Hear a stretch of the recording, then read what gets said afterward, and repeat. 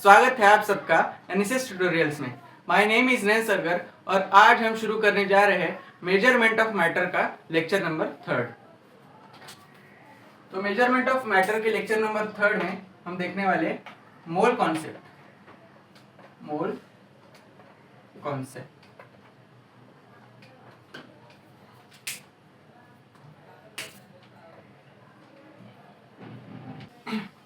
अब mole concept सीखने के लिए सपोज हमने एक ली वेइंग मशीन। क्या ली? Weighing machine.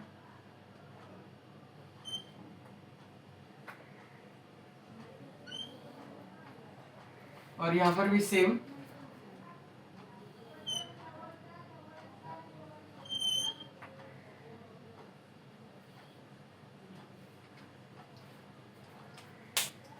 और इसमें हमने रख दिया एक H2O का मॉलिक्यूल। क्या रख दिया? एक H2O का मॉलिक्यूल। और यहाँ पर हमको वजन दिखाया उसका, कितना दिखाएगा? 18 डाल्टन। 18 डाल्टन। और यहाँ पर हमने H2O के ऐसे x नंबर ऑफ मॉलिक्यूल लिए। कितने? x number of molecule of H2, x number of molecule of H2O हमने लिए और तभी वजन कितना दिखाया? 18 ग्राम। कितना वजन दिखाया? 18 ग्राम।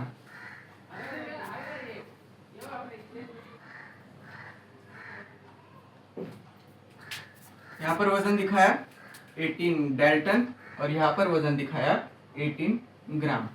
तो एक सवाल होगा कि कितने नंबर ऑफ मॉलिक्यूल ले कि वाटर मॉलिक्यूल का वजन 18 ग्राम आए, यानी कितने नंबर ऑफ मॉलिक्यूल हम ले कि ताकि उसका टोटल मिला के वजन कितना है? 18 ग्राम। तो इस x की वैल्यू निकल के आई 6.022 इंटू 10⁻23 मॉलिक्यूल। 6.022 इंटू 10⁻23 मॉलिक्यूल, यानी इतने 6.022 इंटू 10⁻23 मॉलिक्यूल अगर हमने पानी के लिए तो उसका वजन कितना आएगा? 18 ग्राम। तो इसी को हम लोग बोलते हैं 1 मोल। 1 मोल यानी एक क्वांटिटी है। 1 मोल को हम लोग क्या बोल सकते हैं? क्वांटिटी बोल सकते हैं किसी भी सब्सटेंस का, ताकि उसका जो मोलर मास, ये क्या है? Molar mass. मोलर मास और मॉलिक्यूलर मास इन डाल्टन। मॉलिक्यूलर मास इन डाल्टन। तो 1 मोल क्या है? 1 मोल एक ऐसा क्वांटिटी है किसी भी सब्सटेंस का, ताकि उसका मोलर मास और मॉलिक्यूलर मास इन डाल्टन का मैग्नीट्यूड सेम आना चाहिए। मैग्नीट्यूड सेम आना चाहिए।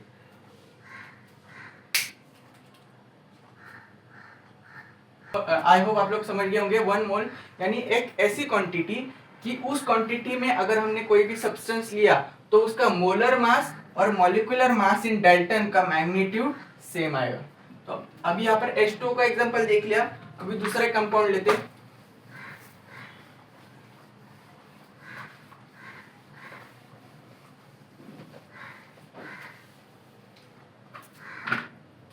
अभी एक एग्जांपल लेते हैं, सपोज CO2 का।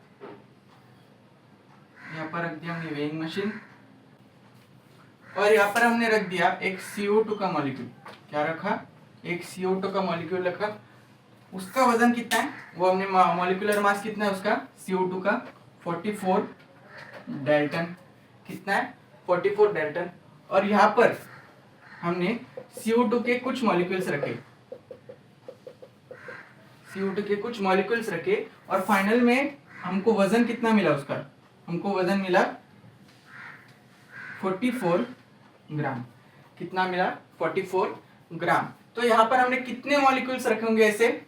CO2 के कितने मॉलिक्यूल्स रखे होंगे कि लास्ट में हमको वजन मिला 44 ग्राम? तो उसका आंसर होगा 6.022 इंटू 10⁻23 मॉलिक्यूल्स। इतने हमने मॉलिक्यूल्स रखे किसके? CO2 के, ताकि हमको लास्ट में वजन कितना मिला 44 ग्राम। यहाँ पर देखो उसका ये क्या हुआ मोलर मास और ये क्या है मॉलिक्यूलर मास, दोनों का भी मैग्नीट्यूड मैग्नीट्यूड यानी 44 और यहाँ पर भी नंबर यानी 44 दोनों सेम आए। तो कितने मॉलिक्यूल्स लेने पड़ेंगे हमको 6.022 इंटू 10⁻23। तो आई होप आपको मोल कॉन्सेप्ट क्या होता है वो समझ आ गया होगा। अब हम देखते हैं नंबर ऑफ मोल्स का एक formula.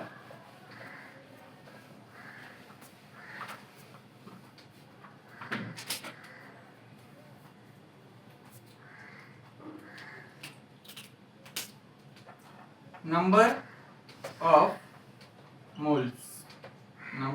moles is equal to given mass of substance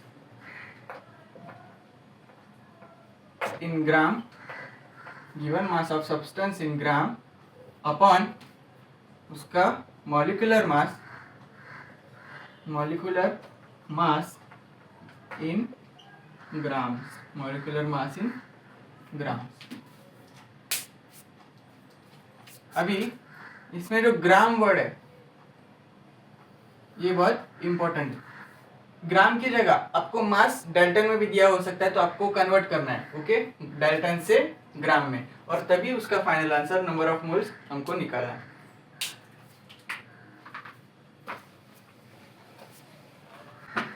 अभी मोल यानी क्या, 1 mole is equal to 6.022 into 10⁻23 particles बोल सकते हो, एटम्स बोल सकते हो एक्सेट्रा। तो यहाँ पर मैंने पार्टिकल्स लिखा से, तो ये जो नंबर हमको दिख रहा है 6.022 इंटू 10⁻23 इसी को हम क्या बोलते हैं एवोगैड्रोस नंबर। और इसको हम डिनोट कैसे करते हैं Na से, इसको हम डिनोट कैसे करते हैं Na से। अब हम देखते हैं नेक्स्ट वैलेंसी के बारे में।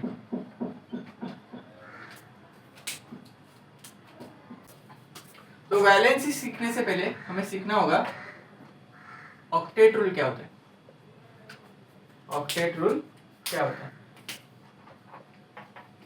तो ऑक्टेट रूल ये आपने पिछले स्टैंडर्ड में सीखा था। हर एक एटम के पास कितने शेल होती है 1 2 3 4, और फर्स्ट शेल की कैपेसिटी होती है 2 इलेक्ट्रॉन भरने की, सेकेंड की 8 इलेक्ट्रॉन, थर्ड की भी 8 इलेक्ट्रॉन, वैसे इसकी ज्यादा होती है लेकिन हम लोग 8 इलेक्ट्रॉन भर सकते हैं उसमें, और फोर्थ में भी 8 इलेक्ट्रॉन की कैपेसिटी होती है।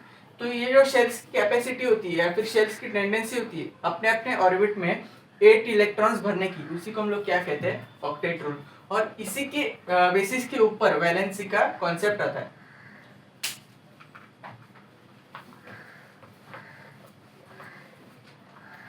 सपोज सोडियम है, अब सोडियम में कितने इलेक्ट्रॉन्स होते हैं 11। सोडियम में कितने इलेक्ट्रॉन्स होते हैं 11। तो इसका इलेक्ट्रॉनिक कॉन्फ़िगरेशन कैसा आएगा, सपोज ये सोडियम बीच में,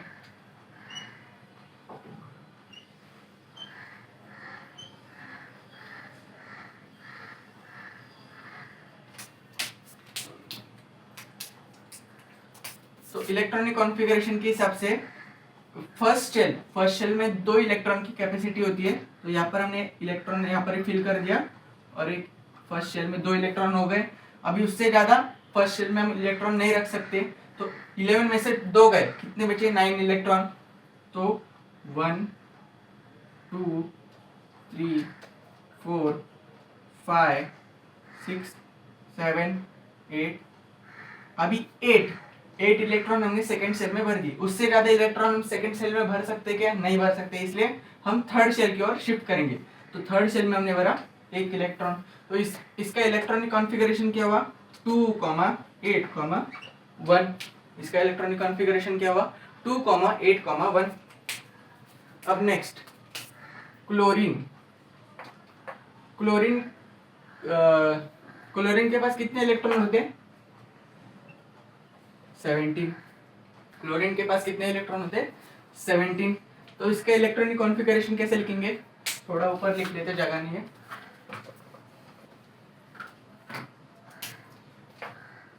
इलेक्ट्रॉन कितने रहते हैं क्लोरीन में, 17, कितने रहते हैं 17। तो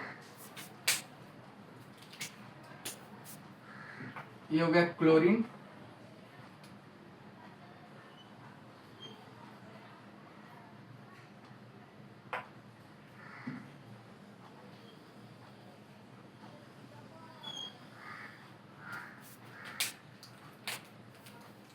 फर्स्ट शेल में हम भरेंगे 2 इलेक्ट्रॉन, 1 2, 17 में से 2 गए, कितने बचे 15, 1 2 3 4 5 6 7 8, तो 15 में से 8 गए, कितने बचे 7, 1 2 3 4 5 6 7, ओके।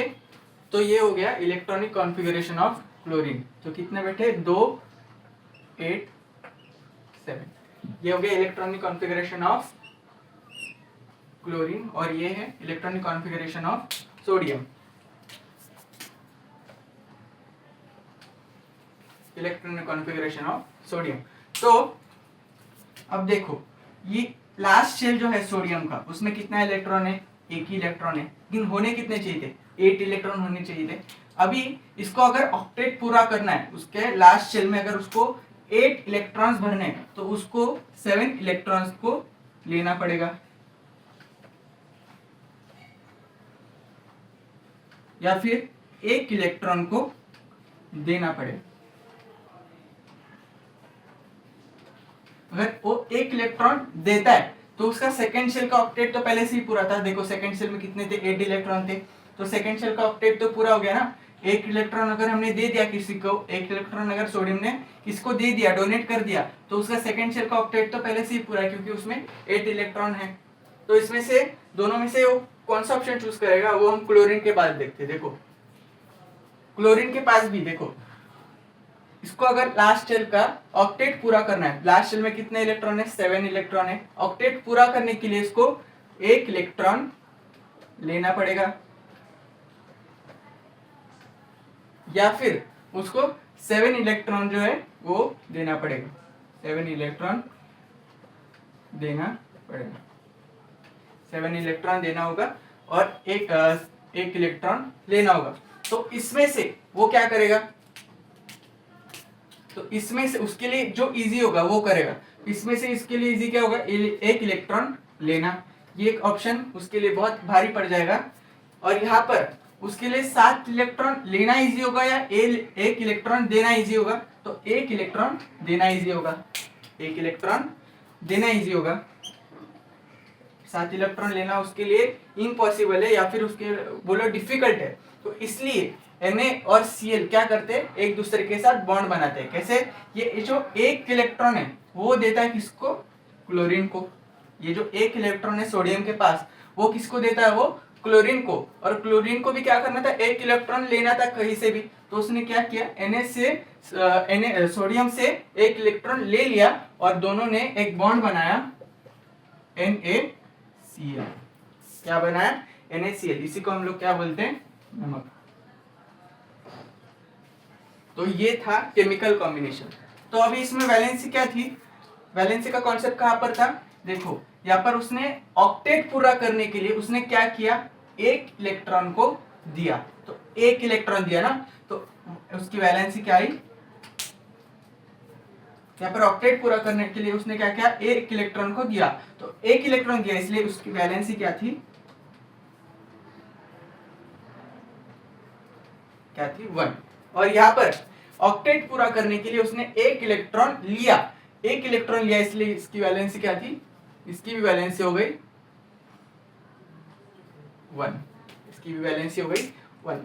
यानी वैलेंसी का मतलब इससे हमको समझ में आता है, ऑक्टेट पूरा करने के लिए एलिमेंट्स जो जितने नंबर ऑफ इलेक्ट्रॉन एक दूसरे से लेते हैं या फिर देते हैं, तो उतने नंबर ऑफ इलेक्ट्रॉन को ही हम लोग उसकी वैलेंसी बोलते हैं। यहाँ पर सोडियम ने 1 इलेक्ट्रॉन दिया, इसलिए उसकी वैलेंसी हो गई 1। और यहाँ पर क्लोरीन ने अपना ऑक्टेट पूरा करने के लिए 1 इलेक्ट्रॉन लिया, इसलिए उसकी वैलेंसी थी 1। तो आई होप आपको ये वैलेंसी का कॉन्सेप्ट पूरा समझ में आ गया होगा।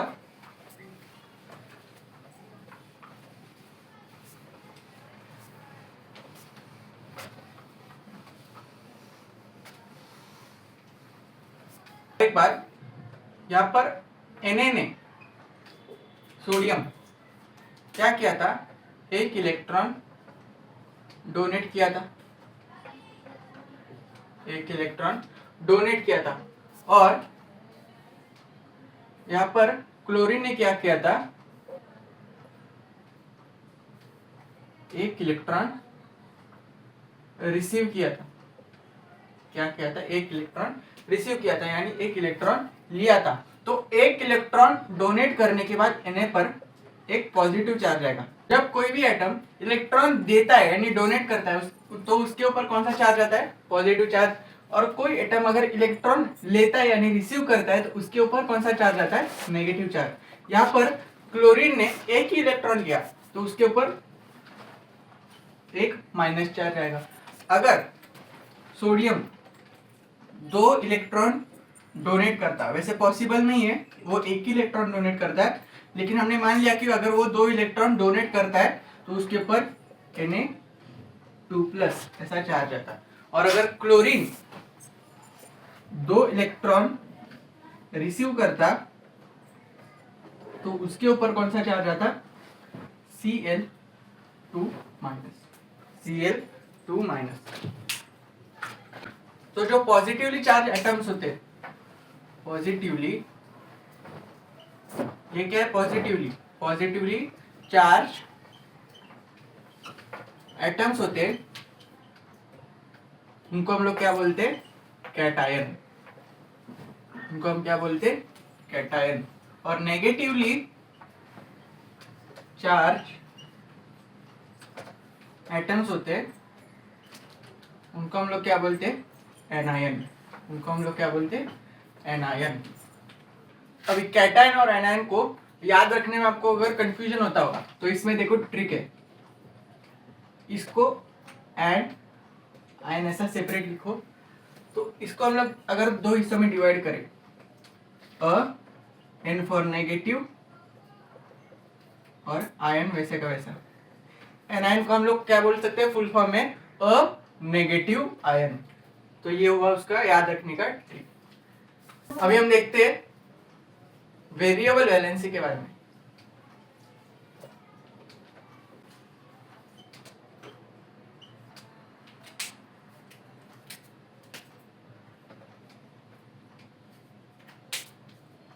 अभी ज्यादातर एटम जैसे सोडियम हो गया, क्लोरीन हो गया, Mg हो गया, Mg यानी मैग्नीशियम, उनका वैलेंसी जो होता है वो फिक्स रहता है। इसका कितना है वैलेंसी, 1 है, इसका कितना है 1, इसका कितना है 2।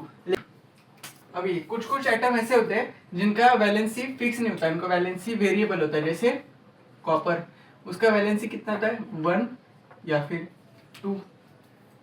आयरन, आयरन यानी Fe, उसका वैलेंसी 2 या फिर 3 होता है।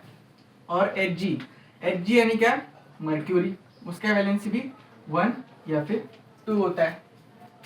अभी कॉपर 2 स्टेट में मिलता है। एक तो कॉपर की वैलेंसी जब +1 होगी तो उसको ऐसे लिखते हैं, और उसकी वैलेंसी जब 2 होगी तो उसको हम लोग ऐसे लिखते हैं।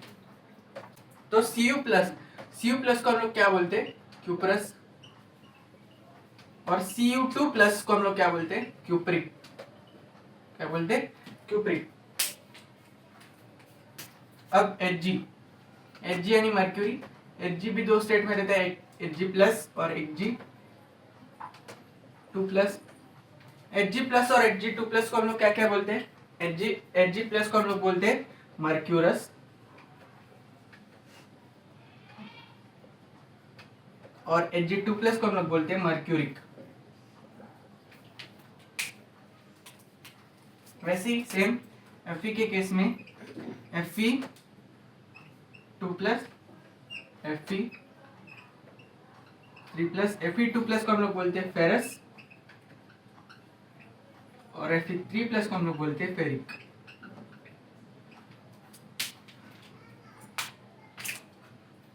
तो ये था वेरिएबल वैलेंसी का कॉन्सेप्ट। अब नेक्स्ट हम लोग देखते हैं रेडिकल्स।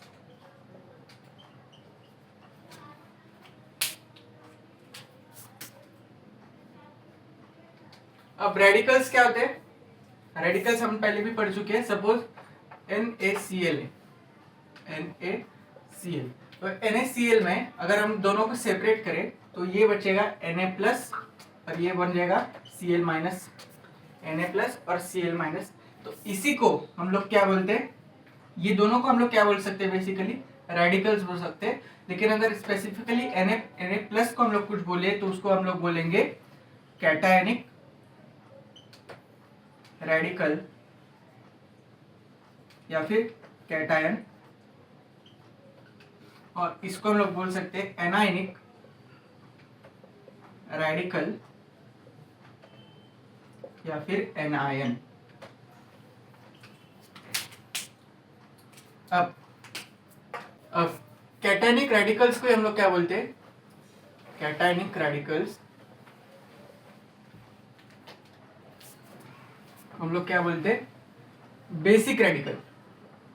क्या बोलते हैं? Basic radical. और एनायनिक रेडिकल्स, एनायनिक रेडिकल जैसे कि Cl minus, SO4 2 minus etcetera, इनको हम लोग क्या बोलते हैं? Acidic radical. Acidic radical, A for acidic radical, A for anionic radical. ऐसे आप याद कर सकते हो, ऐसे आप याद कर सकते हो। अब इनको एसिडिक रेडिकल्स क्यों बोला जाता है? क्योंकि Cl माइनस या फिर SO4 2 माइनस ये दोनों अगर H प्लस के साथ मिल गए, H प्लस के साथ मिल गए तो क्या बनाएंगे? Cl माइनस मिला तो HCl बनेगा, और SO4 2 माइनस अगर H प्लस के साथ मिल गया तो बनाएगा H2SO4। इसको हम लोग बोलते हैं हाइड्रोक्लोरिक एसिड, और इसको हम लोग बोलते हैं सल्फ्यूरिक एसिड। इसको हम लोग बोलते हैं सल्फ्यूरिक एसिड। तो लास्ट में क्या बना रहे? एसिड बना रहे, इसलिए हम इनको बोलते हैं एसिडिक रेडिकल्स।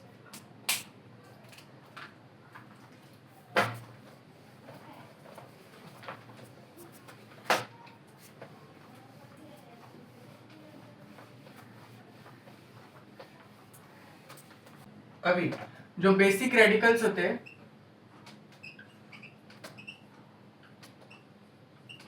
बेसिक रेडिकल्स जैसे Na plus,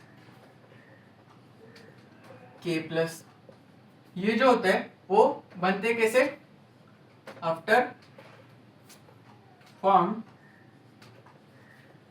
after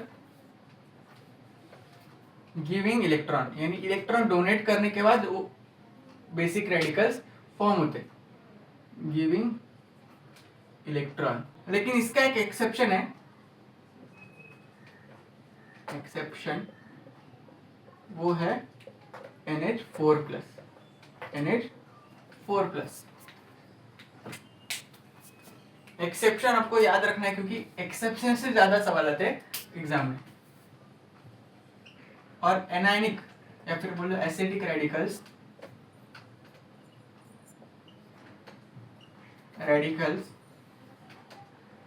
are formed by taking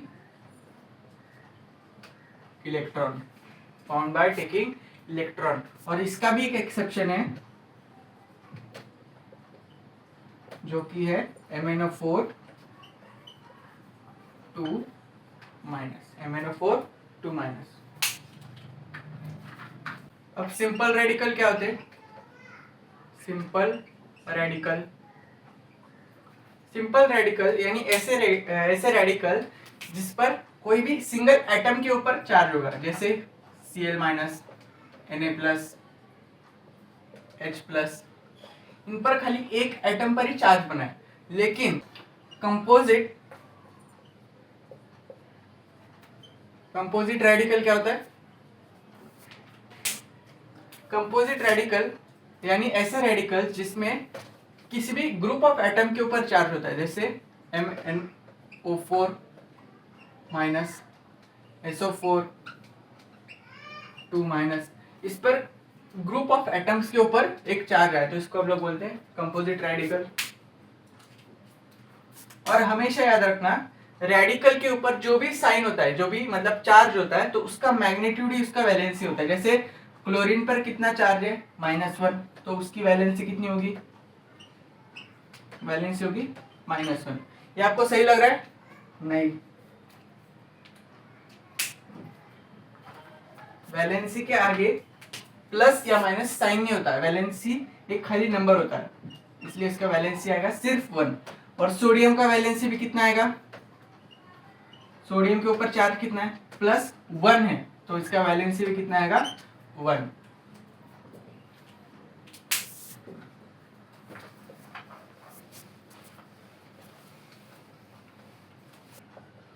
chemical formula कैसे लिखते हैं, केमिकल फॉर्मूला कैसे तैयार होता है,